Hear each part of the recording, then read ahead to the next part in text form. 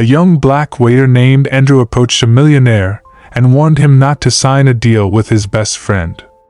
The next morning, a luxury car was parked near his humble home. Minnie threw pop. James Porter adjusted his cuff as he glanced around the luxurious cafe. It was supposed to be a day of celebration. He and his best friend, Michael, were about to finalize one of the biggest deals of their lives, a $7 million deal that would solidify their company's place at the top of the industry and ensure their financial success for years to come. The cafe buzzed with the low hum of conversation, clinking silverware, and the rich aroma of freshly brewed coffee. Everything seemed perfect. But beneath the surface, a storm was brewing. "Michael, I'm going to use the restroom real quick," James said, standing from the polished mahogany table. Michael, who had been scrolling through his phone, barely looked up, nodding absent-mindedly. As James walked away, feeling a sense of accomplishment from years of hard work, Andrew, a young black waiter who had been serving their table, approached. He had been working at the cafe for a few months, always keeping his head down and avoiding interference with the wealthy clientele. But today, he overheard something that made him pause. Michael, thinking no one was paying attention, spoke quietly into his phone. His words sent a chill down Andrew's spine. "Everything's set. James has no idea. Once the deal goes through, I'll have control of everything. By the time he realizes, it'll be too late. I've been planning this for months. The company, the assets, it's all going to be mine." Andrew's hand trembled slightly, almost spilling the water he was holding. He retreated to the kitchen, trying to process what he just overheard. Though he had no personal stake in the matter, something about the situation gnawed at his conscience. Could he really just walk away and pretend he hadn't heard anything? Moments later, James returned to the table, completely unaware of the treacherous conversation that had occurred in his absence. Michael greeted him with a smile, masking his true intentions. Andrew watched from a distance, his mind racing. Normally, he kept to himself, but this time, he couldn't stand by and let an innocent man be ruined by his own best friend. Gathering all the courage he could muster, Andrew decided he had to act. As Michael excused himself to take a call outside, Andrew saw his chance. Taking a deep breath, he walked over to James' table, feeling the weight of the moment pressing down on him. "Excuse me, sir," Andrew said quietly, his voice barely above a whisper. James looked up, surprised that the waiter was addressing him directly. "Yes?" Andrew hesitated, his pulse racing. There was no turning back now. "I overheard something you need to know," he said, glancing nervously toward the door where Michael had stepped outside. James frowned, not understanding. "What do you mean?" "Your friend, Michael. I think he's planning to betray you," Andrew said. "I overheard him on the phone. He's going to take everything from you once the deal is finalized." James blinked, taken aback by the statement. His first instinct was to dismiss it. This was Michael, his closest friend, someone he had trusted for years. Why would a waiter make such an accusation? I'm sorry, what?" James asked, trying to process what he'd just heard. Andrew nodded urgently. "I know it sounds crazy, but I swear it's true. I heard him say it himself. He's planning to take over your company and leave you with nothing." James' initial shock began to melt into suspicion. Could it be true? Was it possible that the man he had trusted for so long was capable of such a betrayal? Glancing toward the door where Michael was still on the phone, James felt doubt creeping in. "You're sure about this?" he asked, his tone more serious now. Andrew nodded. "I wouldn't tell you if I wasn't sure. I couldn't let you go through with that deal without warning you." James studied Andrew's expression. The young man seemed genuinely concerned, and there was no hint of deceit in his demeanor. "Thank you," James said finally. "I appreciate you telling me this." Andrew nodded and quickly retreated, leaving James alone with his thoughts. The celebration that had felt so certain minutes ago now seemed fragile, on the verge of collapse. When Michael re-entered the cafe, smiling as if nothing had happened, James knew he couldn't trust anyone without knowing all the facts. James spent the rest of the day in a haze of suspicion. The weight of Andrew's warning pressed on him like a vice. Could Michael really be capable of such betrayal? He had known Michael since college, and together they'd built their company from nothing. Every deal, every risk, every late night, they had faced it all as a team. The very thought of Michael scheming behind his back felt almost absurd, but Andrew's sincerity was undeniable. By the time James returned to his penthouse apartment that evening, the weight of doubt was suffocating. He poured himself a glass of scotch and stood by the large window overlooking the city skyline. Michael's voice echoed in his mind, even though James hadn't heard the call himself. By the time he realizes what's happening, it'll be too late. Was Andrew mistaken? Had he misunderstood? Or worse, was this some kind of setup to sabotage their deal? James needed clarity, and he knew exactly how to get it. The next morning, James called Julian, a trusted private investigator he had worked with in the past. Julian was sharp, discreet, and ruthless when it came to uncovering the truth. If anyone could dig into Michael's finances and uncover his secrets, it was Julian.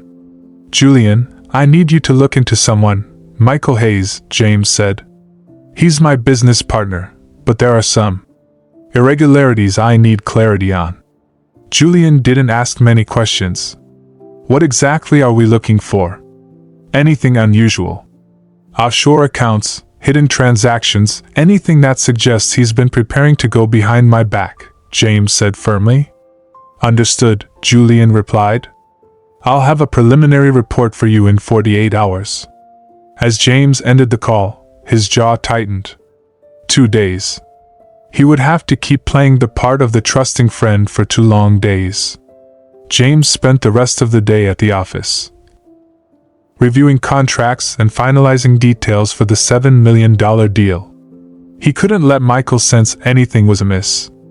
The stakes were too high. Around noon, Michael strolled into James' office with his signature confident grin. "James, my man. How's everything looking? We're all set for tomorrow, right?" James forced a smile. "Almost. I'm just double-checking a few things. It's a big deal, can't afford any mistakes." Michael leaned casually against the desk. "Come on, James. We've been working on this for months. You're overthinking it. Trust me, we've got this in the bag. Trust him." Those words felt like acid in James' ears. He swallowed his anger and nodded. "You're right. I just need one more day to go over everything." Michael studied him for a moment, his smile unwavering but his eyes narrowing slightly. "All right, but don't overcomplicate it. We don't want to spook the investors." As Michael left the office, James let out a long breath. The mask was starting to crack. Michael's insistence on pushing the deal through was another red flag. That evening, James decided to revisit the cafe where Andrew had warned him. He wasn't sure why, maybe to thank the young waiter again or to see if there was anything else he could learn. As James entered, Andrew was wiping down a table near the window. He looked up, startled to see James again. "Mr. Porter," Andrew said, his voice uncertain. "Is everything all right?" James nodded. "I wanted to thank you again for speaking up. It couldn't have been easy for you." Andrew shrugged, looking down at his hands. "It wasn't, but I couldn't just stand by and let you get blindsided. Have you noticed anything else about Michael? Anything strange in the times you've served him here?" Andrew hesitated, then nodded slowly. "He's been coming here a lot more than usual lately. Always on the phone, talking quietly. I didn't think much of it until I overheard him that day. It sounded like he was talking to someone he's working with." James' stomach churned. "Someone he's working with? Did you hear a name?" "No, but whoever it is, they're definitely helping him pull this off. I heard him say something like, 'We'll split it evenly once I'm in control.'" James clenched his fists. Not only was Michael planning to betray him, but he had an accomplice. 2 days later, Julian called. I've got something you need to see, Julian said. It's not just offshore accounts. Michael has been using company funds to pay a third party. The same entity is listed on multiple suspicious transactions, all within the last 6 months. James' grip tightened on the phone. Who's the third party? It's a shell company. But after some digging, I traced it back to a lawyer named Samantha Kane. She's known for facilitating hostile takeovers and handling high-risk corporate deals. My guess? She's the accomplice. The betrayal was worse than James had imagined. Not only was Michael plotting against him, but he had hired a professional to help execute his plan. Anything else? James asked, his voice icy. There's a meeting scheduled tomorrow, right after the deal is supposed to go through. It's at a private office downtown. I can get you the exact location. Send it to me, James said. And Julian, keep this quiet. The next day, James arrived at the meeting prepared. He had the contract in front of him, Michael sitting across the table with his trademark grin. But this time, James wasn't smiling. Michael, James said, his voice calm but firm. Before we finalize anything, there's something I want to talk about. Michael looked up, a hint of nervousness flashing across his face. What's on your mind? James leaned back in his chair, locking eyes with his so-called best friend. I know about the offshore accounts. The shell company. Samantha Kane. Michael's smile faltered. I don't know what you're talking about. Don't lie to me, James said sharply. I have proof. I know everything. For a moment, Michael's facade cracked, and James saw the truth in his eyes, guilt, anger, and fear. But then Michael straightened, his expression hardening. All right, so you know, Michael said, his tone defiant. But what are you going to do about it? You can't stop the deal. The investors are already on board. James smirked, pulling out his phone. You're right. I can't stop the deal. But the authorities might. He tapped his screen, showing Michael a recording of their conversation. Michael's face turned pale. You were my best friend, Michael, James said, his voice filled with a mix of anger and sadness. But you made one mistake. You underestimated me. The fallout was swift and merciless. James canceled the deal and exposed Michael's betrayal to their investors, ensuring Michael's reputation was irreparably damaged. Andrew, the young waiter, became an unexpected hero in James' eyes, and James made sure to reward him handsomely for his honesty. In the end, James learned a painful but valuable lesson. Trust is earned, not given. And even the closest bonds can be shattered by greed.